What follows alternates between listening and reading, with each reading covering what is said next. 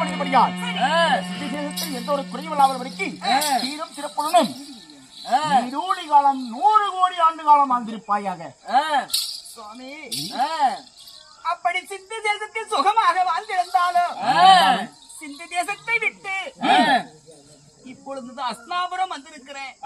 என்ன காரணம் மன்னா, எப்படி தெரியுமா என்ன நடந்தது? ஏது நடந்தது? வாடாத முகம் வாடி இருக்கின்றது, சோராத முகம் சோர்ந்து இருக்கிறது. ஏன் பதக்கத்தோடு இருக்கிறாய் என்று கேட்கிறாய்? முகம் இப்படி வாடிய வெத்தலை போல் வதங்கி இருக்க காரணம் வியாதி விஷயம். உனக்கு சிந்தி சேதத்தில் எதையும் ஆபத்து வந்ததா? இப்பொழுதே சொல்ல சிந்தி சேதம் தேடி சென்று உனக்கு ஆபத்து இழுத்தவர்களுக்கு இப்பொழுதே களம் சென்று சொல்கிறேன். அண்ணா, இந்த அஸ்னாபுரத்துல குருச்சேத்திர பீடத்துல நேற்று தினத்தில் என்ன நடந்தது? நேற்று 13ஆம் நாள் சண்டை அர்ஜுனனுக்கும் யார் அர்ஜுனனுக்கும் அவருடைய தாயாகப்பட்ட சுபத்திரிக்கும் இருந்த அந்த அபிமன்னனை நாவுருவாக நின்று நாவகம் சண்டை தீர்ப்பாடு செய்து சூழ்ச்சிகரமாக அவனை வஞ்சகமாக செய்து அவனை அப்படியே 4 பேரும் 4 திசைகளுக்கு நின்று அவனை நயவஞ்சமாக கொன்று மடித்தோம். இதுதான் நேற்று நடந்தது. இதுதான் உலகறிந்த விஷயமாச்சு. அதை என்னடி நீ கேட்கிறாய்? இப்படி யுத்த காலத்திலே குருச்சேத்திர பீடத்திலே 18 நாள் போர் நடந்து கொண்டிருக்கிறது. எங்களுடைய அண்ணமார்களுக்கு அப்படி போர் இங்கே நடந்து கொண்டு இருக்கிற தருவாயில நம்ம நாட்டுல அரண்மனையில் நான் தன்னதனவில் பஞ்சன மெத்தையில் உறங்கின்ற பொழுது நான் எப்பேற்பட்ட சொப்பனம் கண்டேன் தெரியுமா சுவாமி? பாண்டவர்களுக்கும் கௌரவர்களுக்கும் 18 நாள் சண்டை. ஆண்டவர்களுக்கும் எங்களுக்கும் சண்டைதான். அது இந்த நாடே அறிந்த விஷயம். அப்படி இருக்கும் தருவாயில் நேற்றுடன் 13 நாள் சண்டை வெற்றிகரமாக முடிந்துவிட்டது. இன்று 14ஆம் சண்டை ஆரம்பிக்க போகிறது. பாண்டவர்களுக்கும் கௌரவர்களுக்கும் பாண்டவர்களை கொன்றாக வேண்டும். நயவஞ்சகர்கள் உன்னுடைய அண்ணனுடையவர்களுக்கு நான் வெற்றி தேடி கொடுக்க வேண்டும். அதுவே என்னுடைய குறிக்கோளாக கொண்டிருக்கிறேன். இன்று 14 யுத்தத்திலும் நான் போருக்கு செல்ல வேண்டும். உன் அண்ணமார்களுக்கு வெற்றியை தேடி தர வேண்டும். யுத்த காண்டம் செல்ல வேண்டும் என்று சொல்றீங்க மன்னா. சாமி,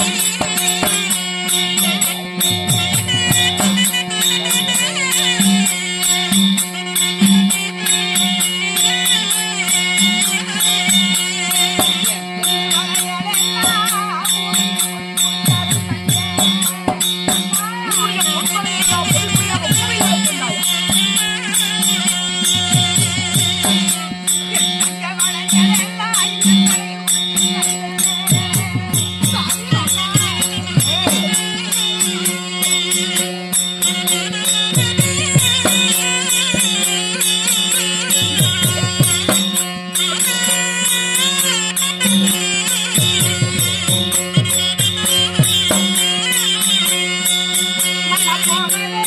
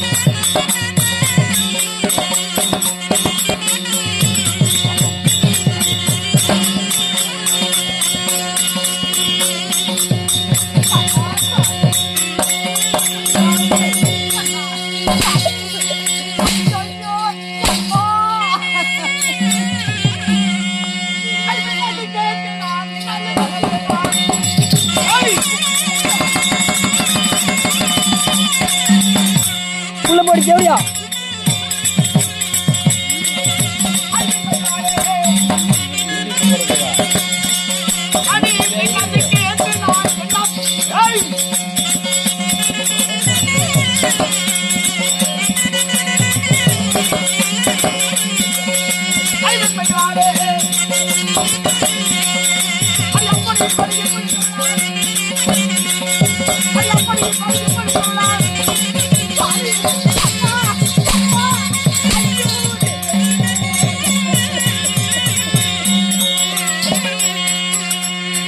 அடிச்சு கொள்றாடே சண்டாளி சதிகாரி ஒரு மகாவீர பிரதாபன் சண்டையோ சமர் போருக்கோ செல்லும் பொழுது ஆளாத்தை எடுத்து மன்னவா போய் வா வெற்றி பெற்று வீரநடை போட்டு வா என்று ஆளாத்தை எடுத்து வழி அனுப்பி வைக்க வேண்டுமே தவிர வீர பொருந்தி இந்த மகாவீரனுக்கு ஓய்வா என்று பொன்னான வாய் திறந்து சொன்னார் வெற்றி மேல் வெற்றி பெற்று வீரநடை போட்டு வருவான். அப்படி இருக்கும் இந்த மன்னனை பார்க்க போக வேண்டாம் என்று சொல்கிறேன். பொல்லாத சொப்பனம் கண்டிருக்கிறேன். என் பொண்ணு வளையல் எல்லாம் இந்த பூமியில் உடையபடி கண்டேன். என் தங்க வளையல் எல்லாம் இந்த தரையில செதறபடி கனவு கண்டிருக்கிறேன். அது மட்டும் கிடையாது, இன்னும் எப்பேற்பட்ட கனவெல்லாம் சொப்பனம் நடந்தது தெரியுமா சாமி?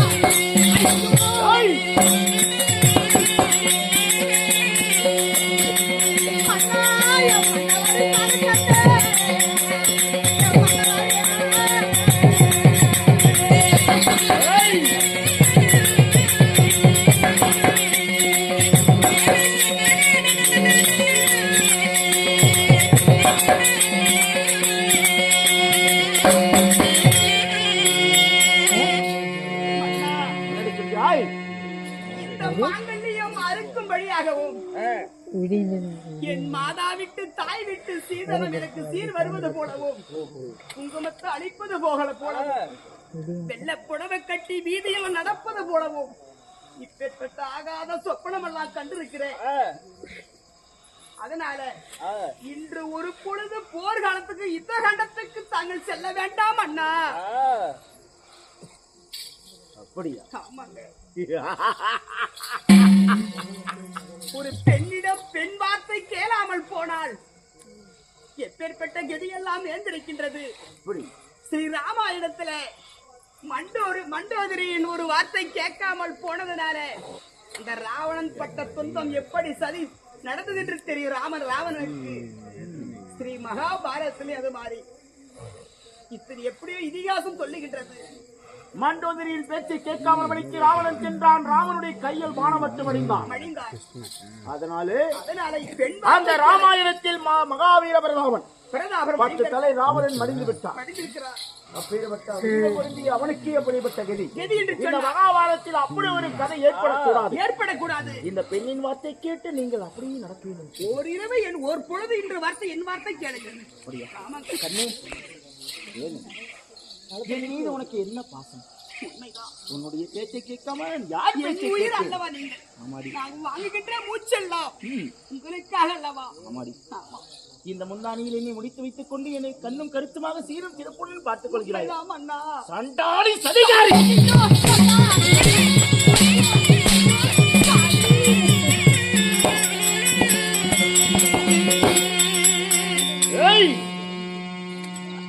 இந்த பெண் வார்த்தை கேட்டு என் ஆசைகளை மறப்பேன் என்று கனவுளும் நினைக்காதே. பாண்டவர்களை கொல்ல வேண்டும், கவர்னருக்கு வெற்றிமாக சூழ வேண்டும், ஐவரையும் கொல்ல வேண்டும். இந்த அகிலத்தை அச்சிராபுரத்தில் அரசன் துரியோதன் ஆள வேண்டும்.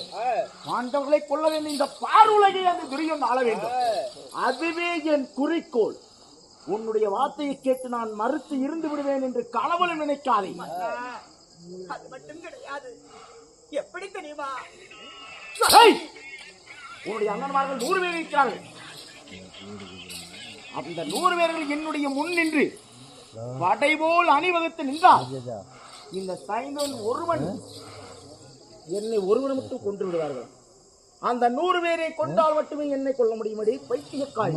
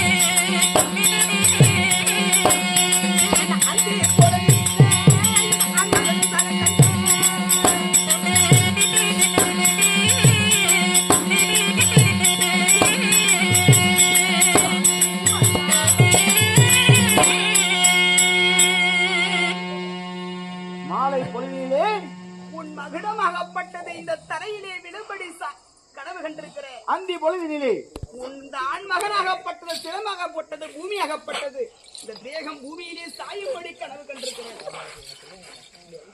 இன்று ஓர் பொழுது என் வார்த்தை கேளுங்கள்.